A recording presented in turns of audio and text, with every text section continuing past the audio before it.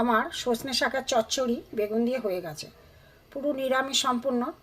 দেখতে থাকো, কম উপকরণে তৈরি হয়েছে। দেখতে থাকো, গরম ভাতে বন্ধুরা খুবই ভালো লাগবে।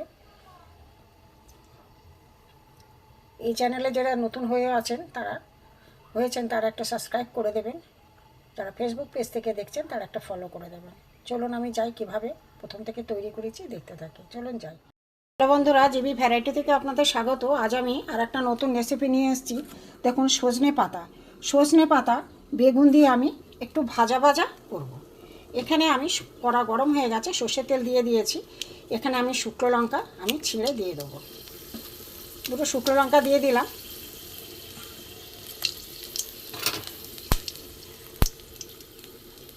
লঙ্কাগুলো ফাটছে বলে সরে এলাম ক্যামেরা নিয়ে। এখানে আমি বেগুন দিয়ে দেবো। বেগুনগুলো আমি খোসা ছাড়িয়ে নিয়েছি। বেগুনগুলো আমি খোসা ছাড়িয়ে একটু ভেজে নেবো। দেখতে থাক, বেগুনটা একটু ভাজা হোক ভালো করে।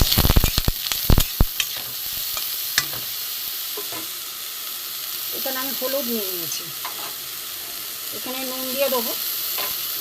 দিয়ে তাকে ভালো করে, বেগুনটাকে ভালো করে ভাজবো। দেখতে থাকুন, বেগুনগুলো ভাজা হয়ে গেছে। এতে আমি সজনে শাকগুলো দিয়ে দেবো।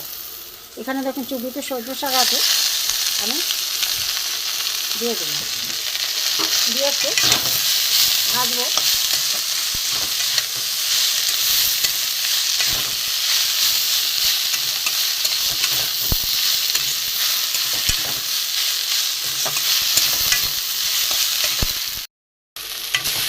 সজনে শাক আর ভাজা, এই বেগুন দিয়ে ভাজা বন্ধুরা খুব ভালো লাগে।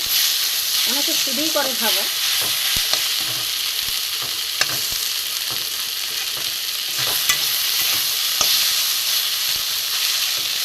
অনেকে কুচি কুচি করে কেটে নেয় পাতা, আমি গোটাই নিয়েছি, ছড়ে নিয়েছি খালি ডাল থেকে।